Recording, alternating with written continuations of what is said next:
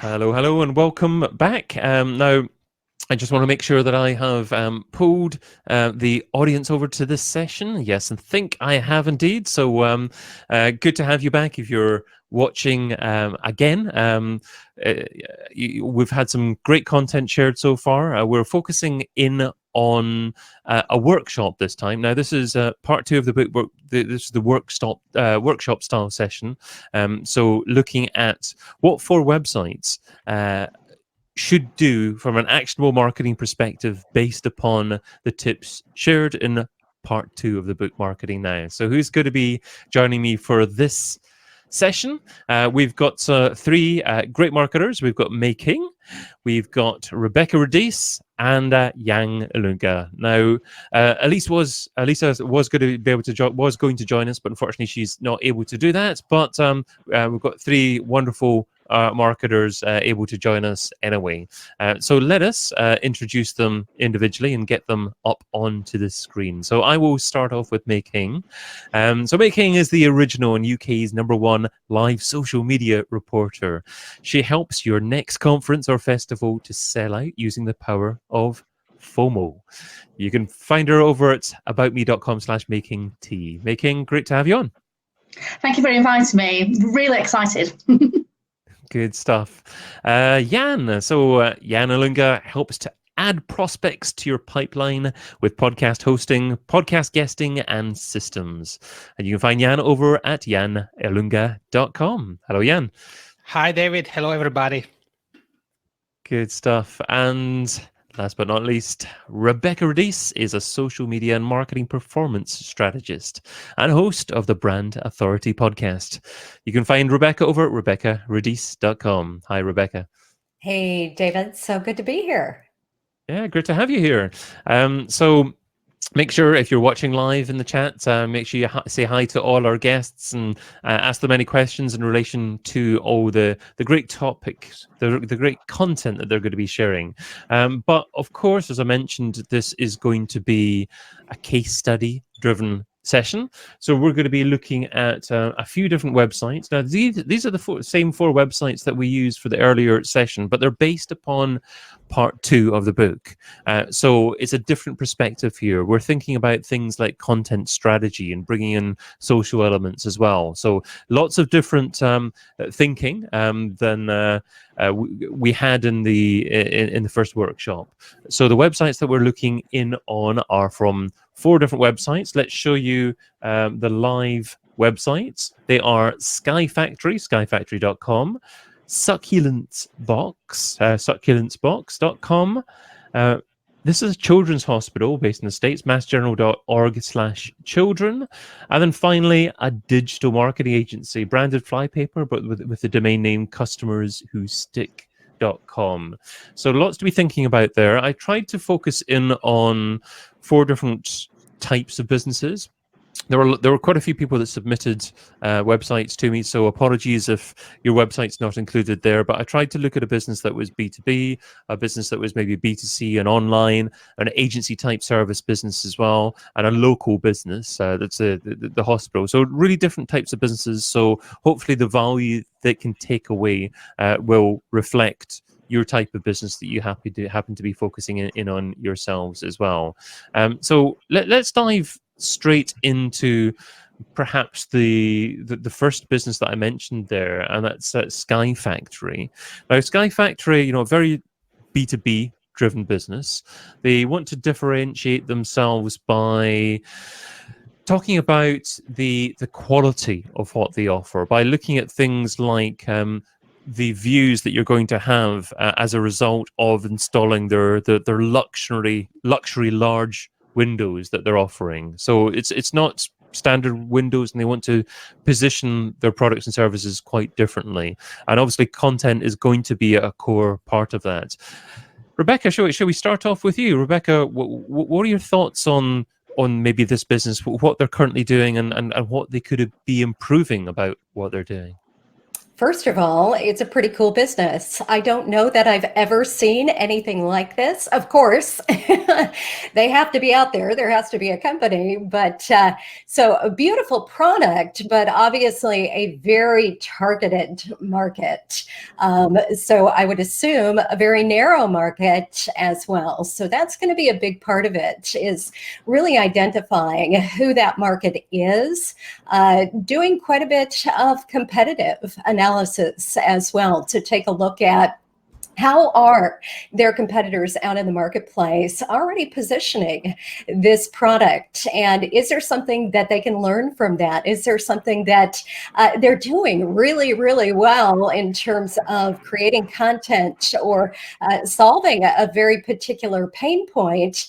And then how can they take those learnings and turn that into that strategy or that content that you were talking about, David? So in terms of their website, and their content, it's obvious they are doing this at this point. They're pretty specific in the content that they're writing for this audience. It definitely looks like they've done their due diligence in looking at what are those frequently asked questions. So what are those things that their audience it might have objections to that they need to answer right out of the gate? And so I think they're doing a good job.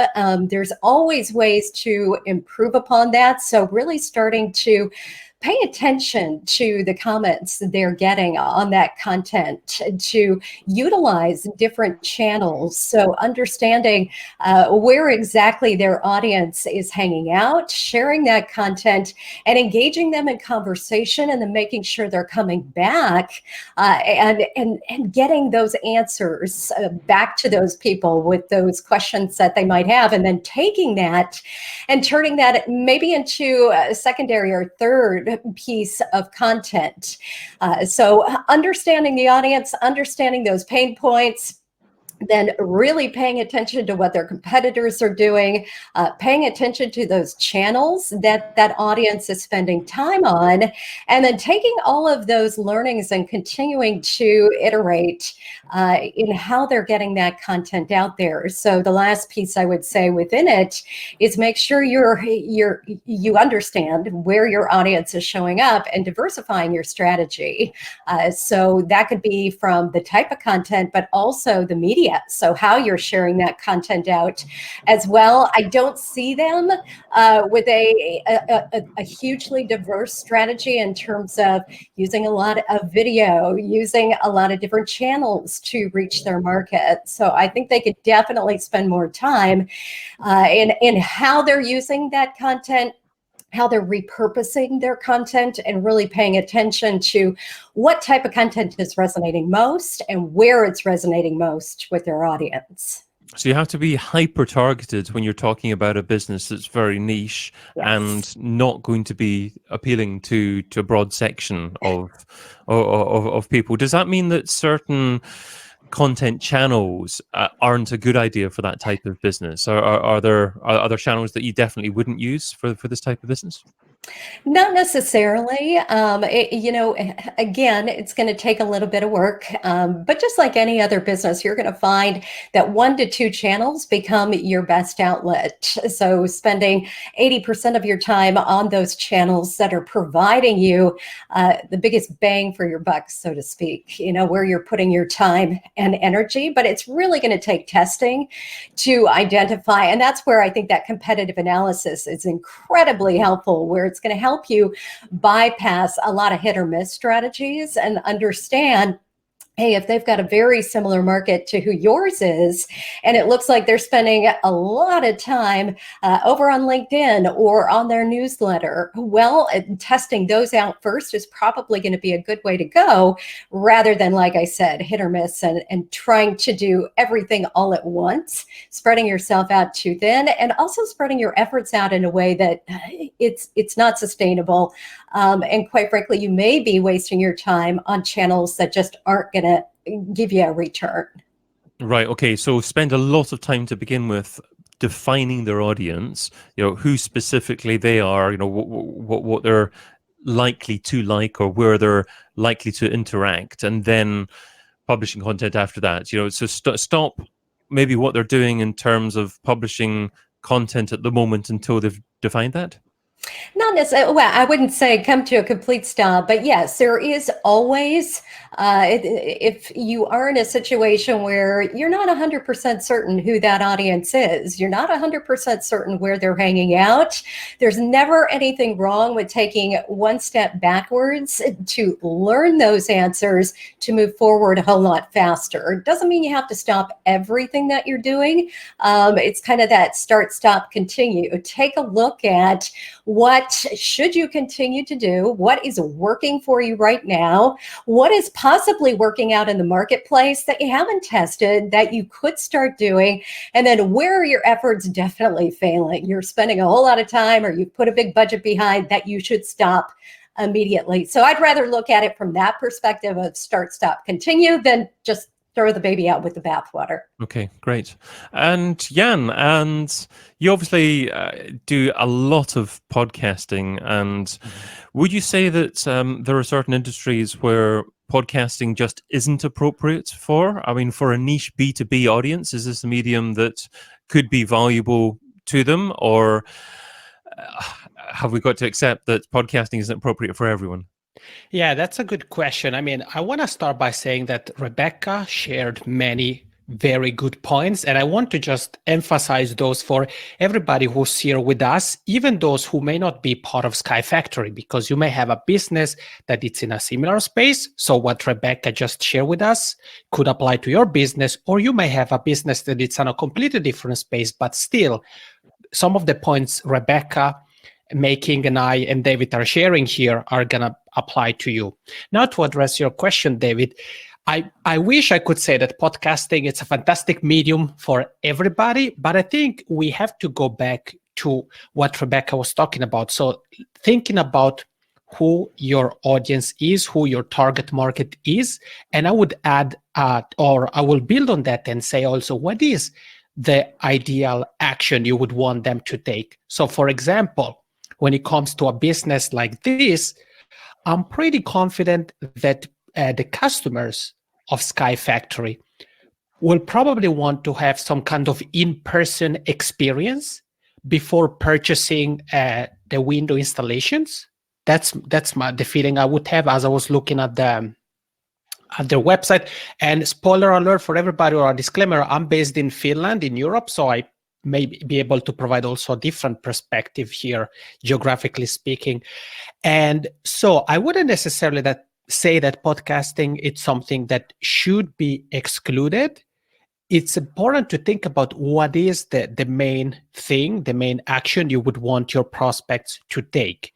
So if that action is, for example, to hop on a phone call to then schedule an in-person viewing or showing or something like that, then podcasting could be an option.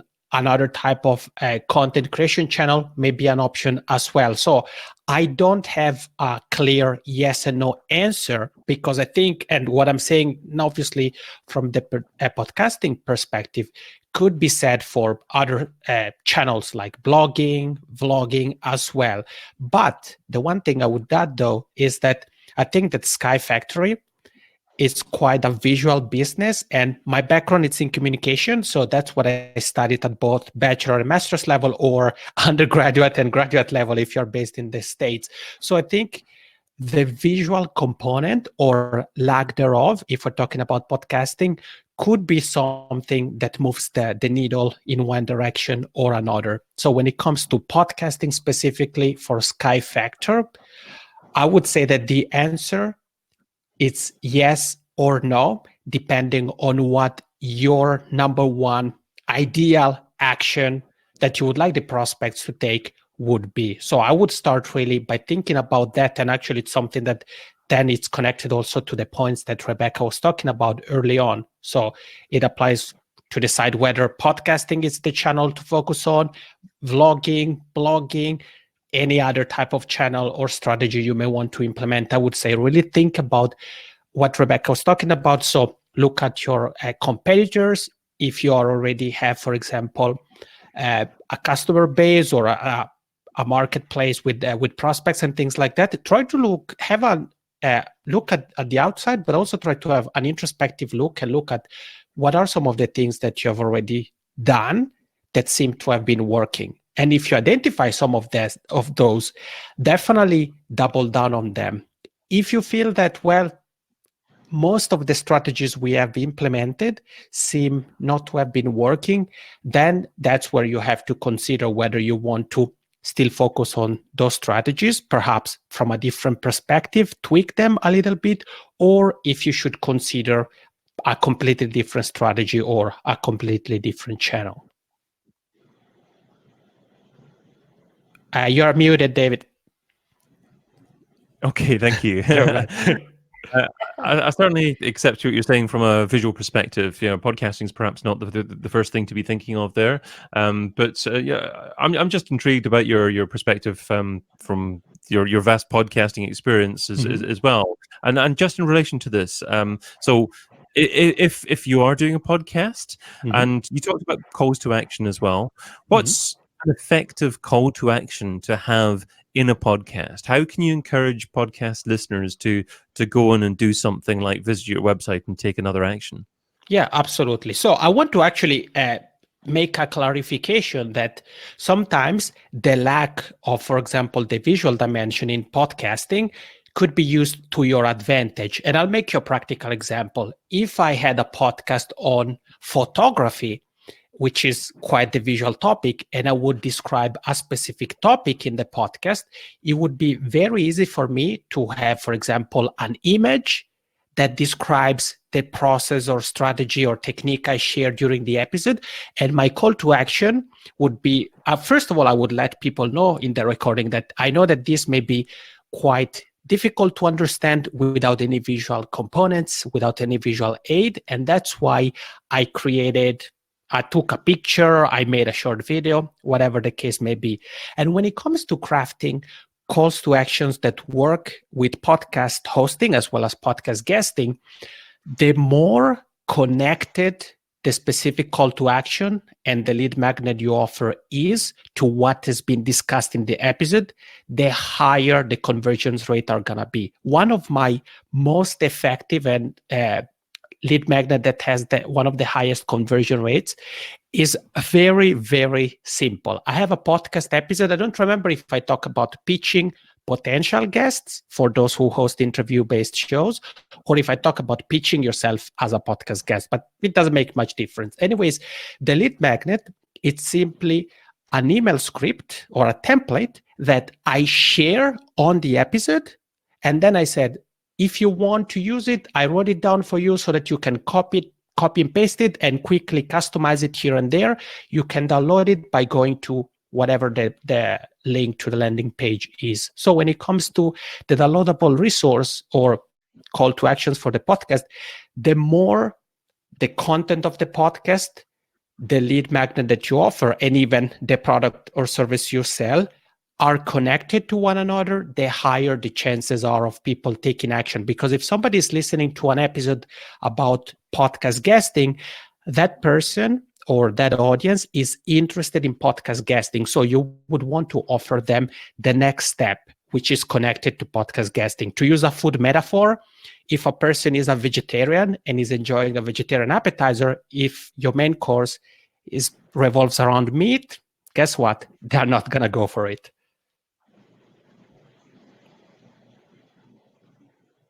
You're muted, David.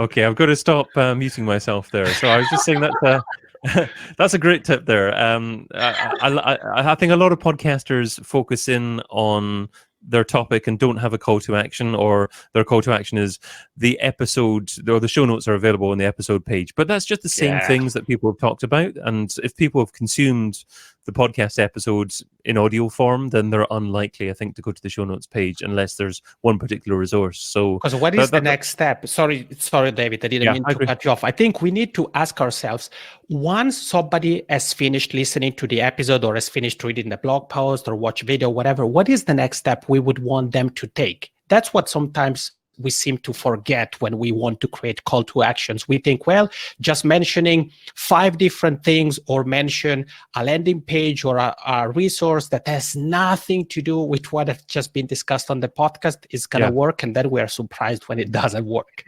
Yeah. It's got to augment the content that you've been discussing. It's not going to be the same, but it's got to be additional value. Yeah. Yeah, great tip. Making, as you have noticed, I could probably talk all day about this topic and more, but I'd love to get your perspective on this as well. So for this particular website, Sky Factory, what are your initial thoughts? What are they doing well? What are they not doing so well?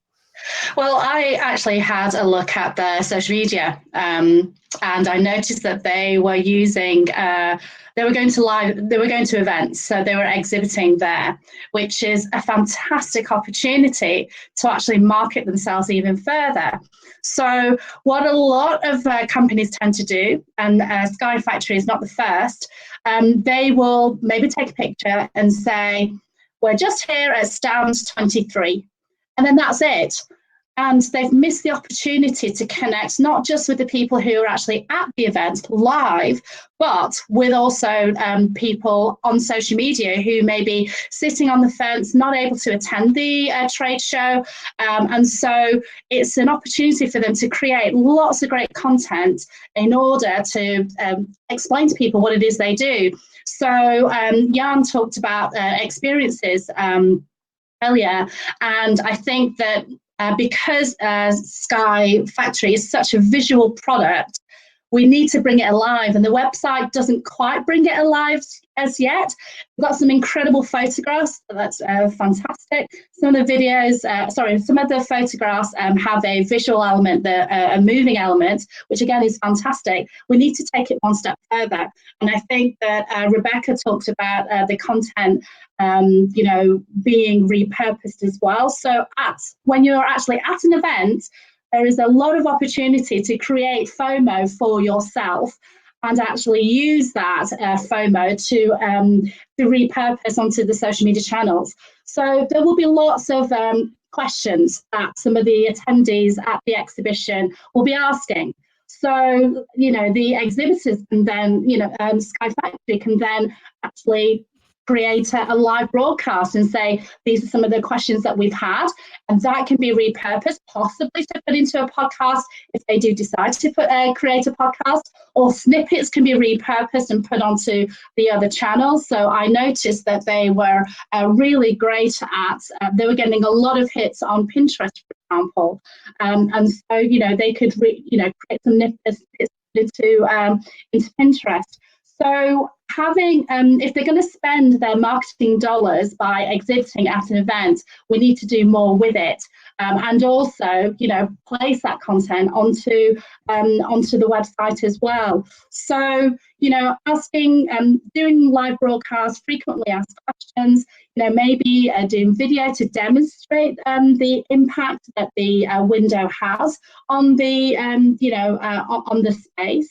Maybe interviewing people as well, interviewing the people on the stand, maybe talking to other people, maybe some of their business partners are actually at the exhibition, talking to them. So just creating live content throughout the day, creating that FOMO, creating that buzz, because chances are, if it's a really well executed exhibition with their social media marketing, then you can jump on and use the hashtag and ensure that your name, Sky Factory, is seen everywhere.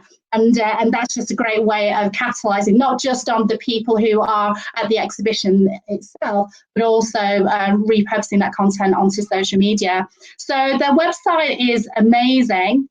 But like Rebecca said, definitely, there's lots of things that we can all do to improve our presence. And so visually it's stunning, but there's definitely a lot more that we can do. So one of the other things that I noticed about the website is they talk about the science behind the impact that their Windows has.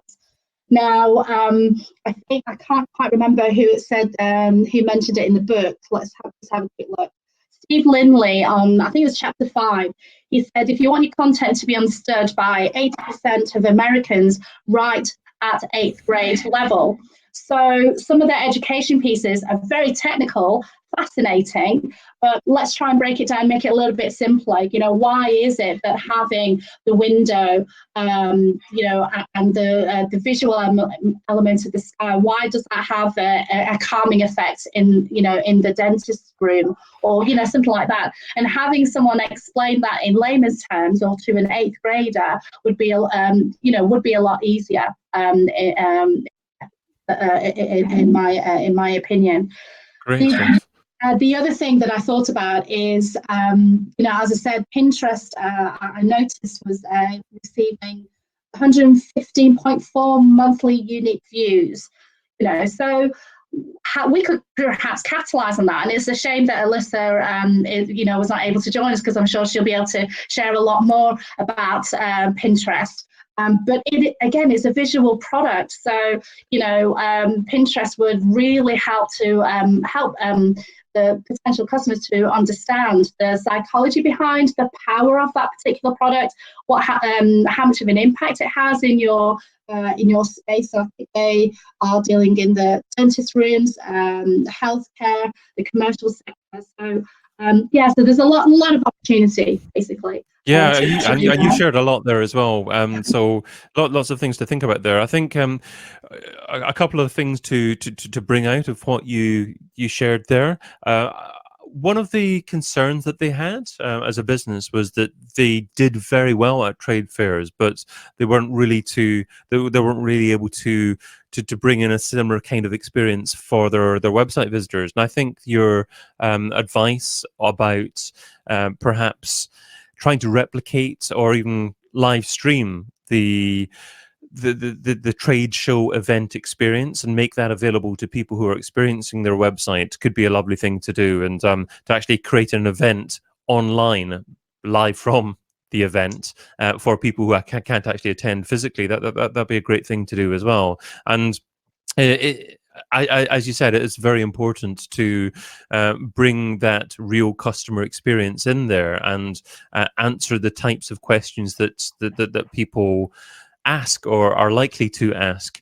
Another gentleman who was part of the book, Marcus Sheridan, he has written a book, They Ask You Answer. And in that book, he's very good at showing you precisely how to research and publish the type of content on your website that customers are looking for answers to. And I guess it feels like this business probably isn't doing the best job at answering the types of questions that the target audience is likely to want to know the answers to.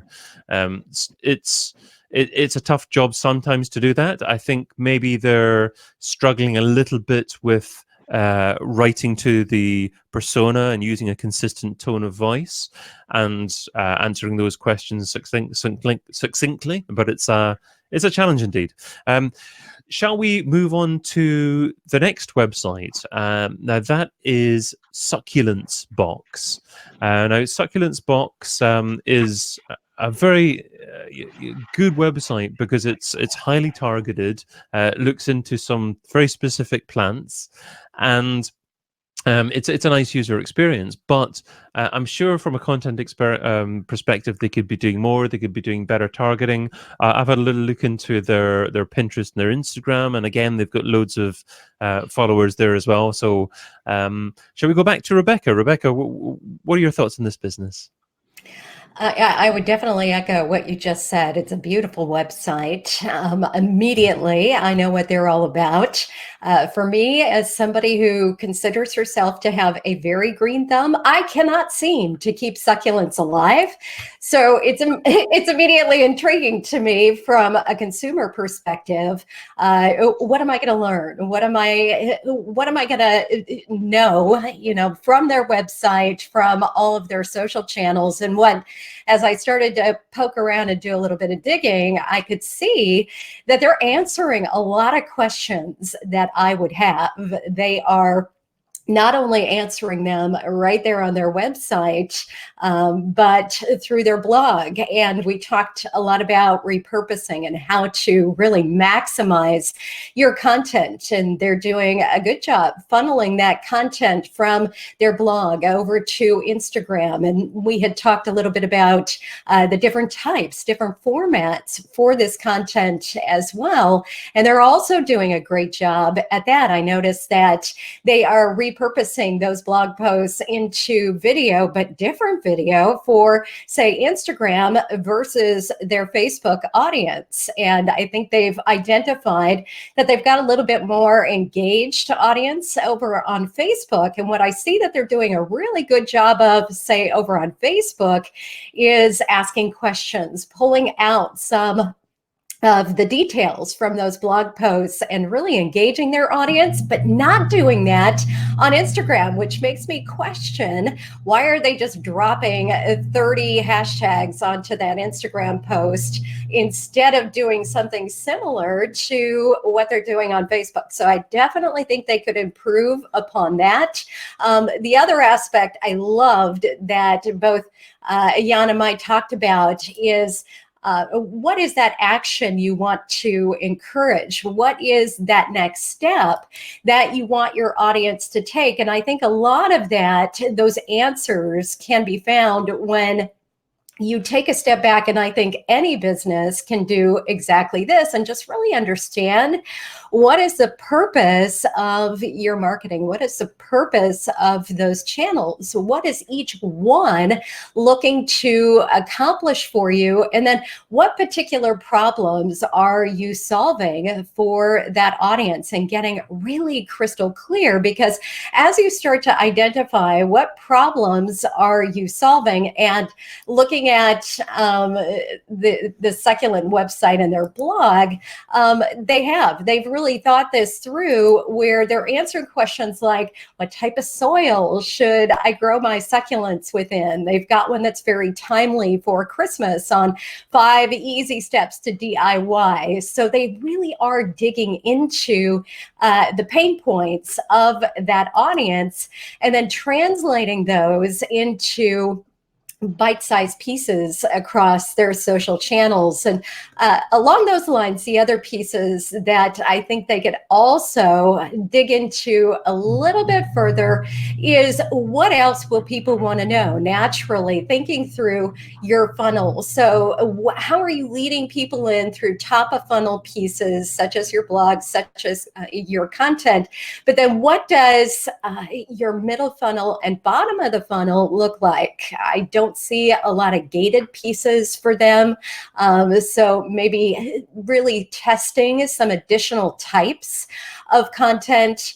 And then where is that content overlap? So how are you going to, again, naturally attract people through those channels? And then how are you going to continue to lead them? So they've got some subscription-based content, which is excellent. So you can sign up. You can get, I think it is a succulent, maybe a one-time or once a month type of thing. And I'd be really interested, I didn't get a chance to dig in any further, but how are you maximizing that funnel? So how are you nurturing those leads? How are you reducing churn? How are you reducing friction? So how are you getting people easily into a situation where they feel comfortable and confident that they know how to take care of the succulent? Because like I mentioned, I can keep plants alive, but for whatever reason, I cannot keep a succulent alive in my house. If I stick them outside, I'm in Southern California, so fortunately, they just get relegated to the yard once I can't seem to figure it out. But I think really thinking through, what are the specific challenges?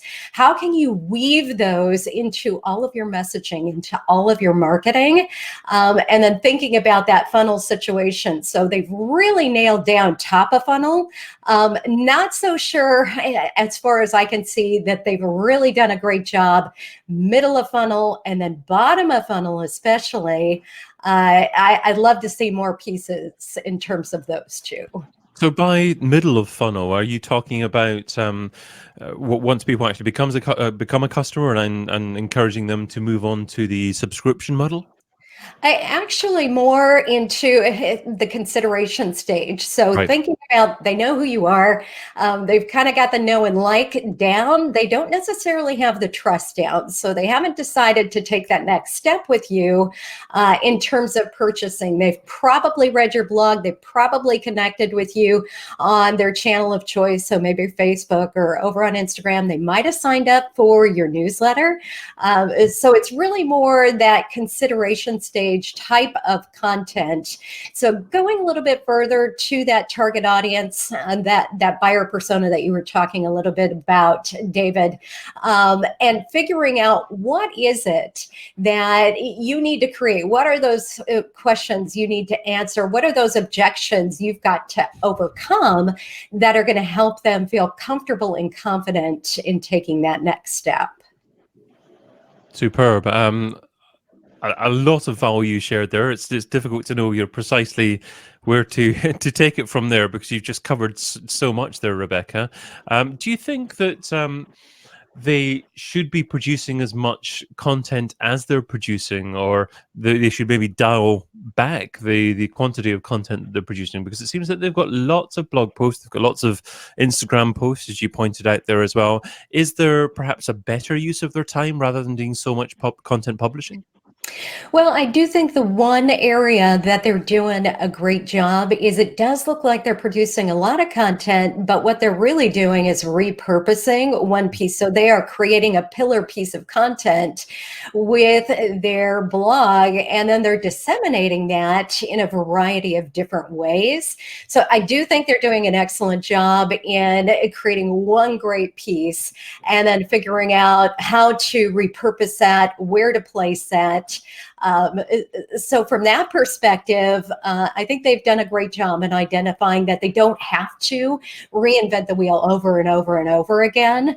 What they could do a better job at is going a little bit deeper within each of those. So if they are talking about, say, the right temperature for a succulent, maybe there's a 3-part series within that. So maybe bundling all of that into an offer, or maybe turning that into that gated piece I was talking about. I don't know that they've touched much into that and whether or not there's value, but that could really help them and reduce even further how much content they're creating. Because you could even think about, they could look at their blog, go back and analyze what are their top 20 posts, what are their top 5 categories on their blog that are really resonating, and how could they repurpose? So they could take 3 posts within that top category, they could consolidate that into one piece. So it could be a 3-part video series. It could be a 3-part podcast series. It could be an ebook that they gate.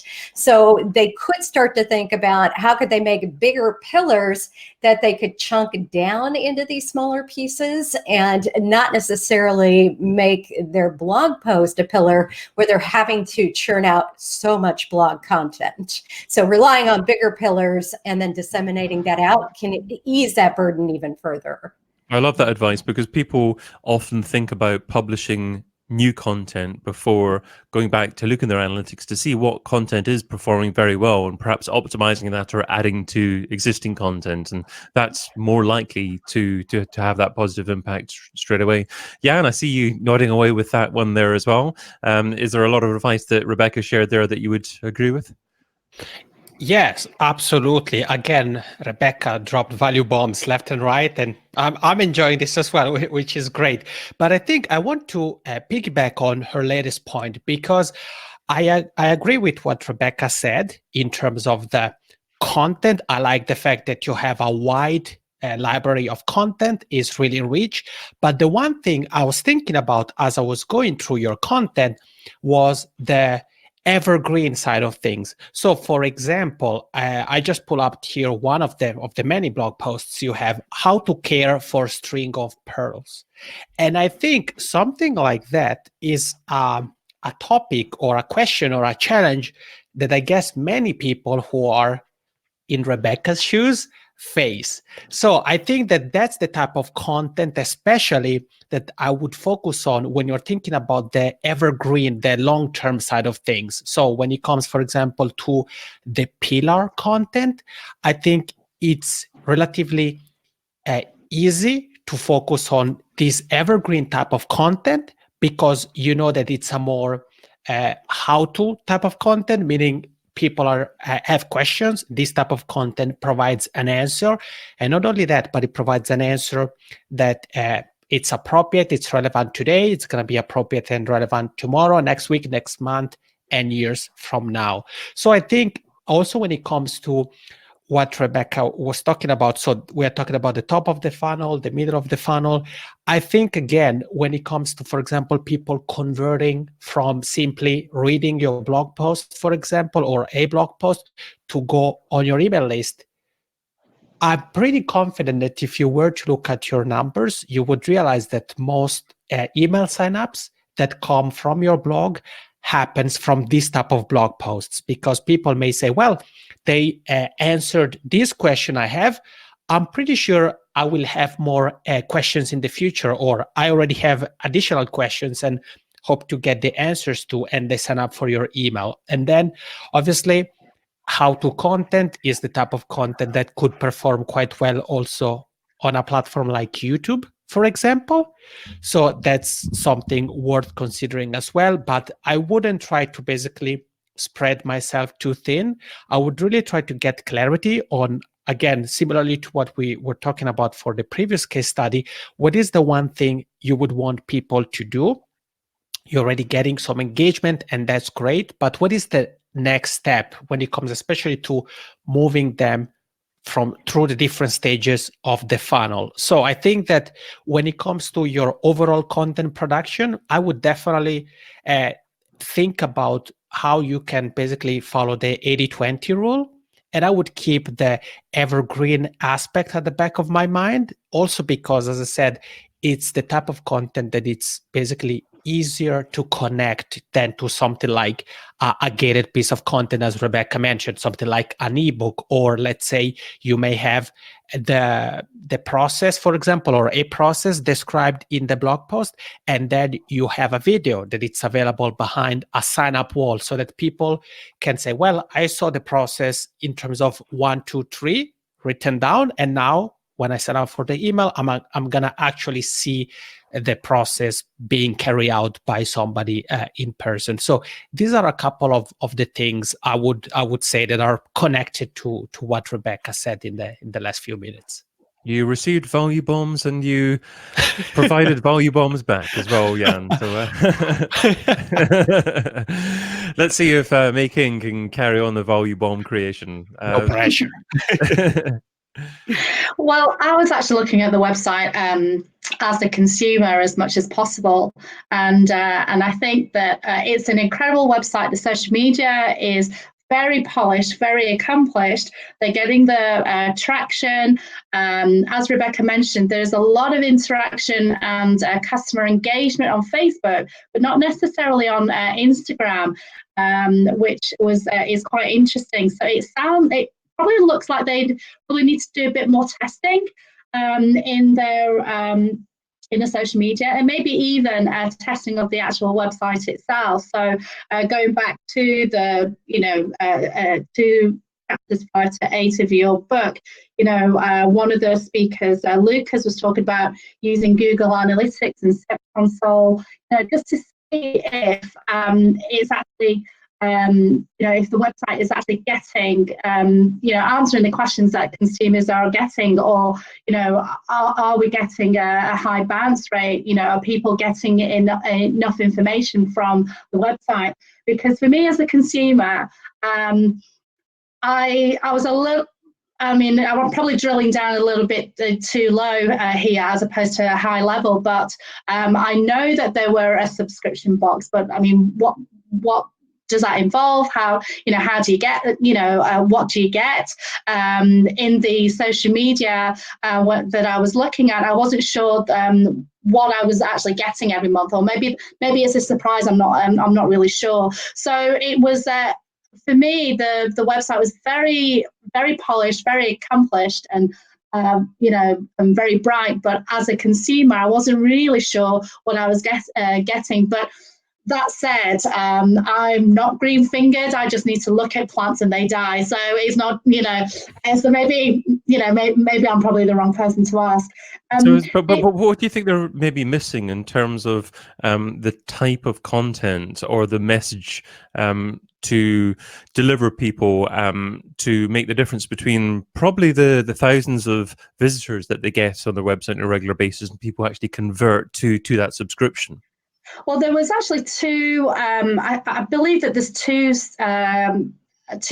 revenue streams that they've got. So they've got the corporate section, where I'm guessing it's a one-off gift or something like that, and then the subscription box itself. So for me, I don't know. I mean, maybe Rebecca has a better understanding of plants than I do, because all I do is look at them and they kill them. But with a subscription box, does that mean that you're going to get a succulent every month? And if that's the case, I mean, are you just going to have a really large collection every month?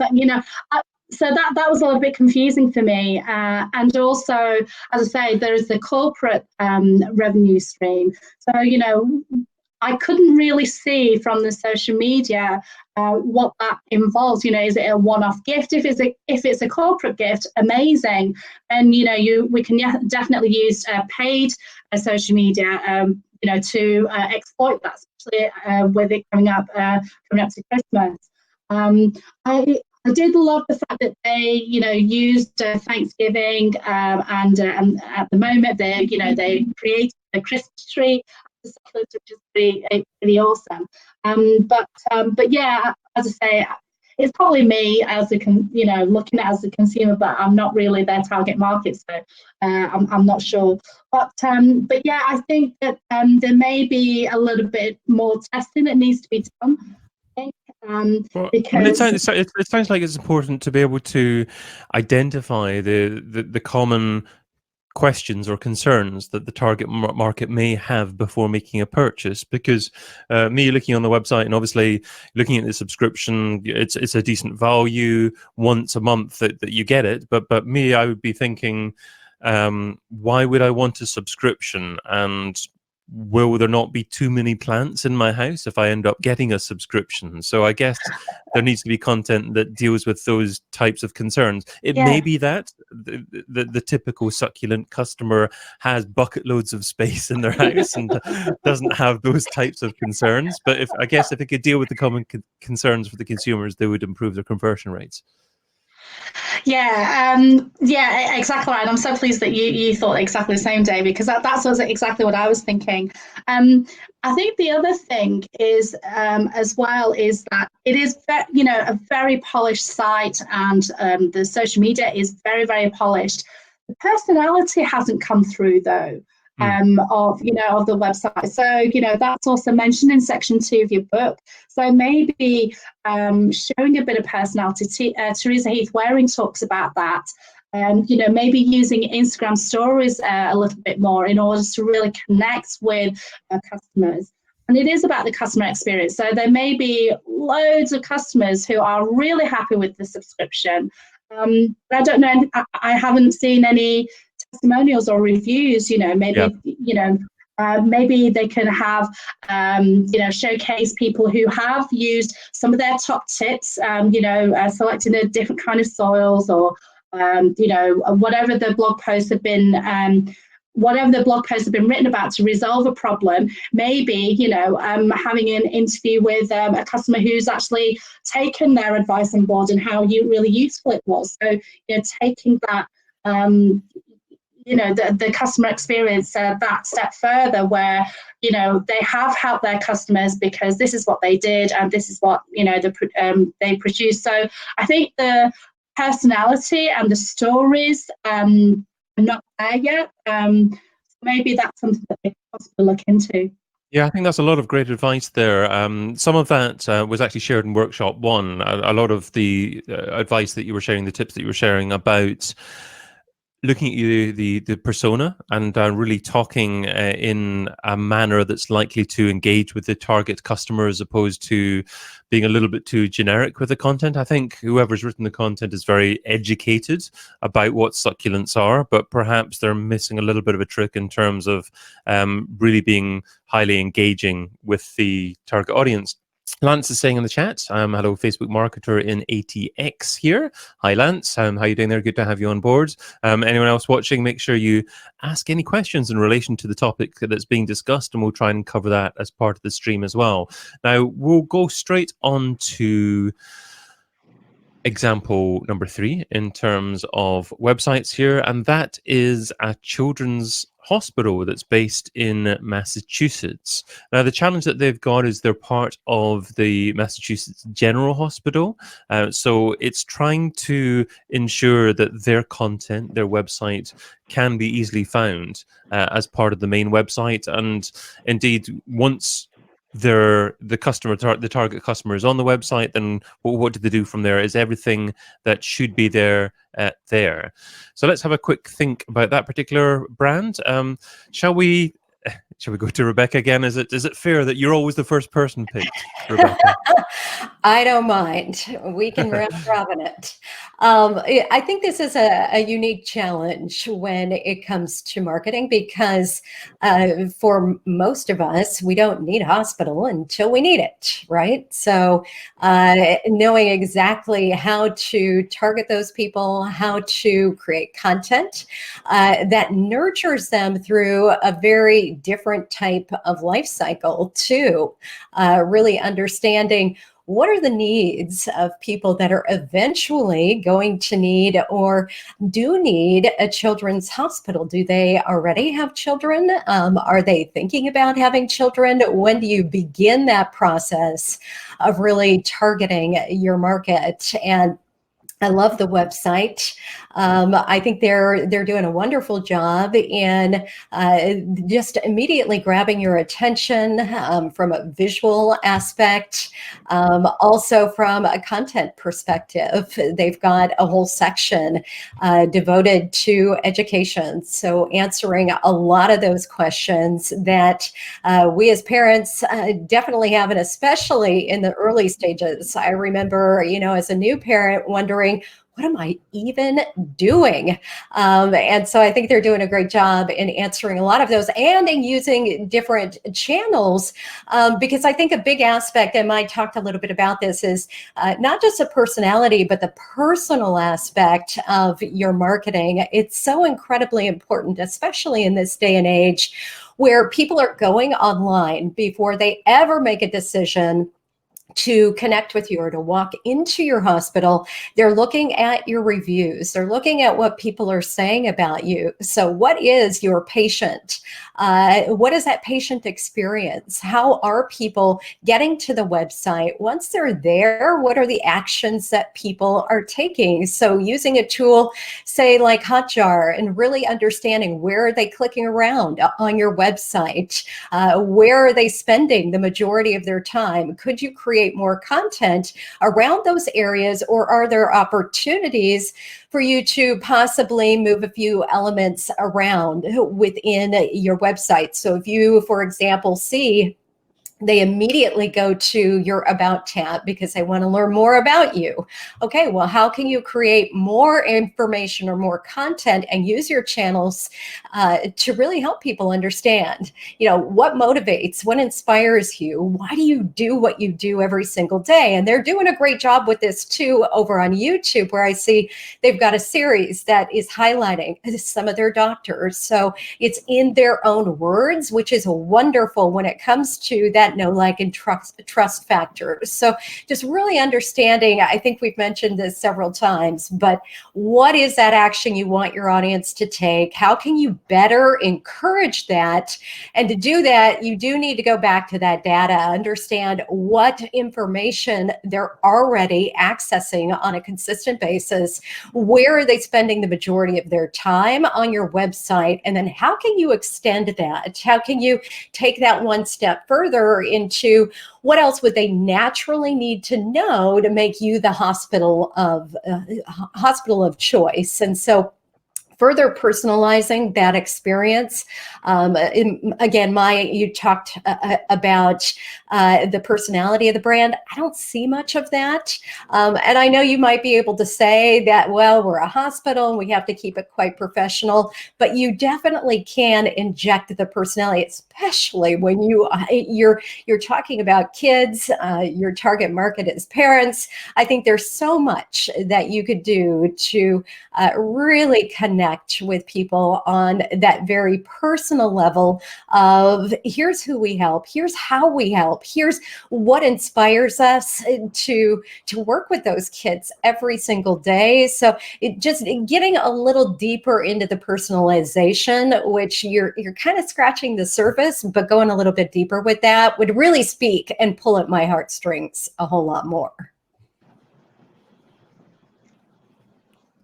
I absolutely loved a lot of that. To begin with, you talked about things like reviews, and it was interesting that in the first workshop, we were talking a little bit about, when we're talking about the technical side of things, we mentioned Google My Business, and reviews are strongly linked to that as well. It's not about just having the content on your website anymore. It's about having the content where people actually search for the content there. And if you're encouraging your customers to write reviews and publish reviews, then that's the kind of place, I guess, that you would publish there. You also mentioned talking about, you talked about being very personable or more, I guess, targeted with the type of content that you're writing based upon the personality of your brand. So it's you mentioned it was tough to do that.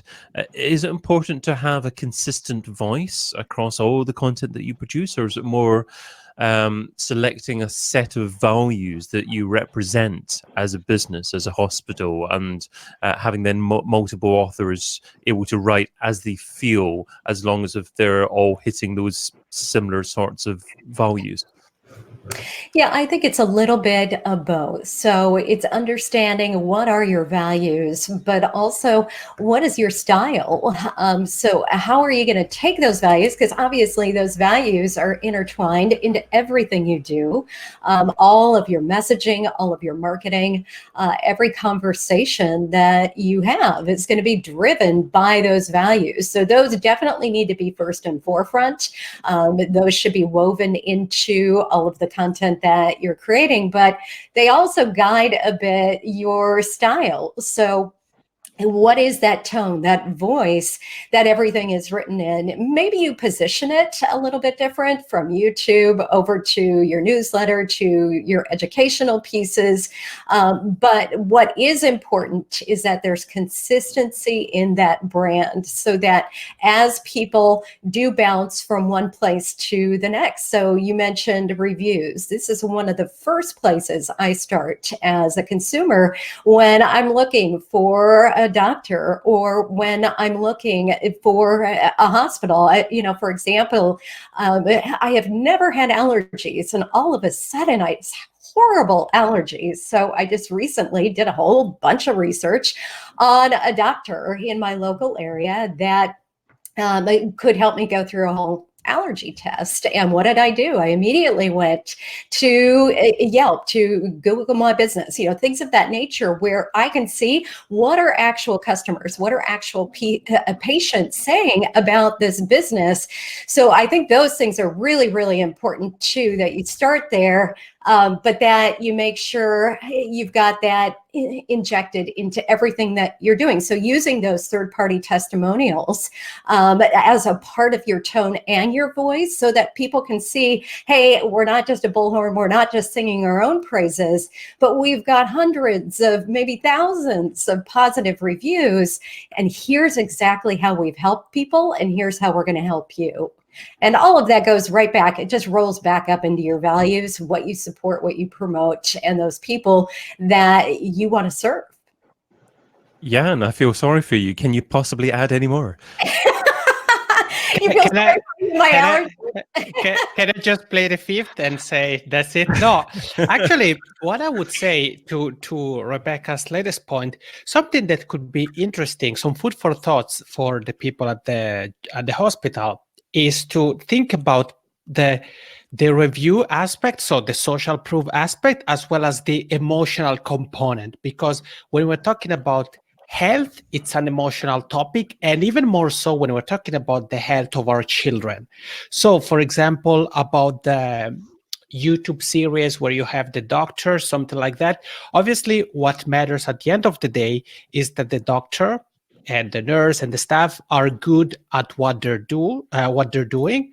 But it's also about the empathy, the bedside manner, about those aspects. So I think that having the video series even presented as a podcast series, for example, could be very interesting. Maybe there is something a doctor or a nurse says that makes you connect with him or her even further. So if you, for example, had the ability to choose between a few doctors that are kind of at the same level or whose specialization is the same, you would say, I would pick this person over everybody else, not because I have something against everybody else, but because something this specific doctor, nurse, or staffer said clicked with me. So I think it's very important. Rebecca's point, I think it's key when it comes to reviews, when it comes to hospital, it's very important. But in this case, especially because we're talking about health and we're talking about children's health, I think it's important to think about possibly combining also some storytelling elements. So perhaps some of the reviews are presented more in a video form. It's sort of sharing the story of some of the families that were welcomed. Maybe it's parents to be, maybe it's people who just became parents, maybe it's people who have been parents for decades, or whatever the case may be, or who have had plenty of children. So when it comes to the reviews, the social proof elements, I would think about that. And then another thing I would actually think about, for me personally, maybe it's also because I'm in a different part of the world, but the one thing that I would think about, and it's connected to what Rebecca said toward the beginning of her comments, she mentioned Hotjar, and that's a great tool because it shows you how people use a specific web page or a specific website. And I think in this case, it would probably be very telling, because if I were to land on this page, I would have so many different points to start from, which I think is a good thing, but it can also be a negative thing, quote unquote. It can be overwhelming because I'm not sure where to start from. So something I would actually also consider, obviously Hotjar would show you which sections of the website are clicked and used the most. So perhaps some, for example, of the navigation menu items could be combined. Maybe some of them become a sub item in the drop down menu, so that you give people less options. You kind of help them, or you point the direction. Okay, if you want to book an appointment, you go here. If you want to find a care provider, you go here. And they're doing that already a little bit, but I feel that those buttons are, for me personally, they almost got lost in the wide variety of options I had. And an additional thing that goes in that direction that could be actually useful to think about and perhaps even implement. Obviously, now we're talking about this specific section of the hospital, but could be even for the entire hospital site, is to have a sort of basic system, something like a live chat widget or a bot that helps direct people towards specific sections of the site. So for a very basic example of that could be a live chat widget that pops up when somebody's on the page and would start by asking the question, for example, what are you? Soon to be parent, new parent, veteran parent, or seasoned parent? Because I'm pretty I'm not a parent, but we can ask, for example, anybody who is a parent. I'm pretty confident that some of the questions, doubts, and feelings you may have when you are a soon-to-be parent aren't necessarily the same you have when you're just become a parent or when you've been a parent for years. So because of that, I think that providing a sort of compass to help people say, okay, if you are in this category, in this group of people, you probably want to look in this portion of the site. On the other hand, if you are in this other demographic, then you may want to ignore this side of the site and focus more on these aspects here, or these specific menu items or buttons or sections of the entire site. Wonderful advice as well.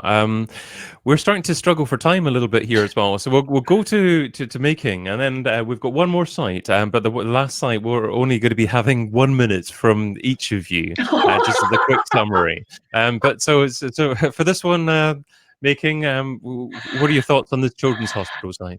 Well, I want to echo Rebecca's thoughts, actually. She talked about personality, and I had a quick look at the website, then had a look at the social media, and they're quite incongruent. So it is absolutely possible for a hospital to show personality, and they've definitely done that, but on the socials and not on the website. So the website looks rather corporate at the moment, and it's not been brought alive. So having those, Rebecca mentioned about, we want to know that our child is going to be looked after.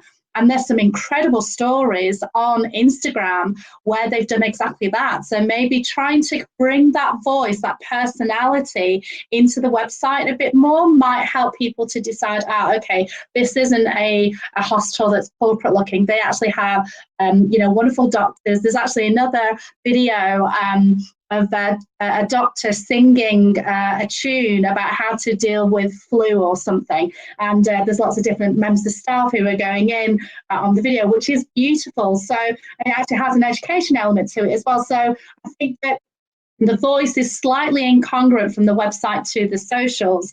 Maybe there's a reason why they did that, but I think that they may need to sort of integrate that a little bit more. And what Jan had said as well about simplifying the website is probably a good idea, because it is quite daunting because there's so much value. But for someone who is worried about trying to find the resolution, it's a little bit daunting. It's just so much it's very busy. It's a very busy website.